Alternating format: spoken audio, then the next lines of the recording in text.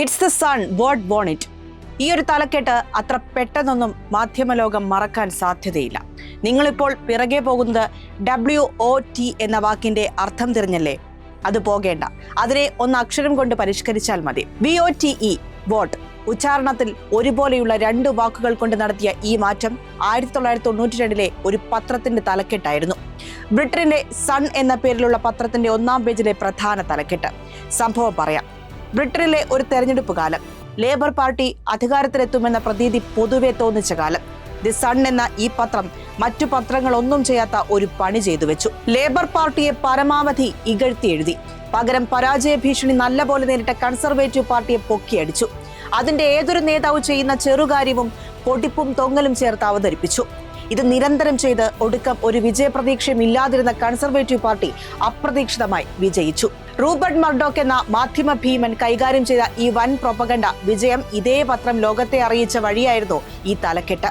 ഒരു പത്രം വിചാരിച്ചാൽ പൊതുജനാഭിപ്രായം തന്നെ മാറ്റി എഴുതാമെന്ന സംഭവത്തിന് ഉദാഹരണമാണിത്.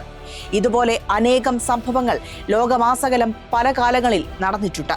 അധികം ദൂരെയൊന്നുമല്ലാതെ ഇതിനൊരു ഉദാഹരണം ഒരു കൈയകലത്തിൽ നമുക്കിടയിൽ തന്നെയുണ്ട്. സാക്ഷാൽ മലയാള മനോരമ. എക്കാലവും കോൺഗ്രസിന് വേണ്ടി പണിയെടുക്കുന്ന മഷിപാത്രം. ആ വിശേഷങ്ങളിലേക്കൊന്നുമല്ല. നടിയെ ആക്രമിച്ച കേസിൽ മനോരമ നിർമ്മിച്ച ഒരു വിഗ്രഹ നിർമ്മാണ പ്രവർത്തനത്തെക്കുറിച്ചാണ് പറയാനുള്ളത്. PT തോമസ് രക്ഷക വിഗ്രഹം. അത് പിന്നീട് മറ്റു മാധ്യമങ്ങളും ഏറ്റുപിടിച്ചു. ഇതിന്റെ സത്യാവസ്ഥ നടിക്കെതിരെ ഈ അതിക്രമം നടന്ന് അവരെ ഇറക്കിവിട്ട ശേഷം ആദ്യം ഓടിക്കയറിയ വീട്ടിലെ നാഥൻ, സിനിമാ നടൻ കൂടിയായ ലാൽ പത്രക്കാർക്ക് മുൻപിൽ വിവരിക്കുന്നുണ്ട്. അന്നത്തെ പോലീസ് മേധാവി ലോക്നാഥ് ബെഹ്റയെ ആദ്യം വിളിക്കുന്നത് ലാലാണ്. ലാൽ ഇടപെട്ടതിനെ തുടർന്നാണ് അവിടേക്ക് പോലീസ് എത്തിയത്. അവർ തന്നെയാണ് MLA എന്ന നിലയിൽ PTയെയും ഈ വിവരം അറിയിച്ചത്.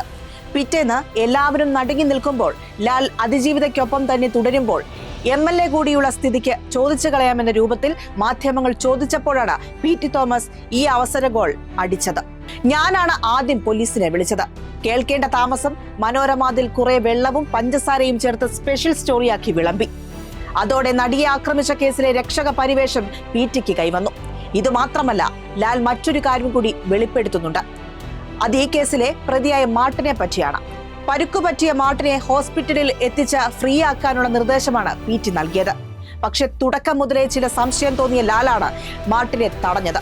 മനോരമ നിർമ്മിച്ച വാർത്താകോൺ പക്ഷെ ഇതൊന്നുമല്ല. ശരിയാണ്, PT നടിക്ക് വേണ്ടി നിലപാടെടുത്തു, നിലകൊണ്ടു. പക്ഷേ മനോരമ പറയുന്നത് പോലെ രക്ഷക പരിവേഷമോ അതുവഴി കോൺഗ്രസ് എന്ന പാർട്ടി സ്ത്രീ സംരക്ഷക പാർട്ടിയോ ആയി മാറുന്നില്ല. നടന്റെ ഫാൻസ് അസോസിയേഷൻ നേതാവിനെ തന്നെ MLA ആക്കിവിട്ട പാർട്ടിയാണ് അവർ.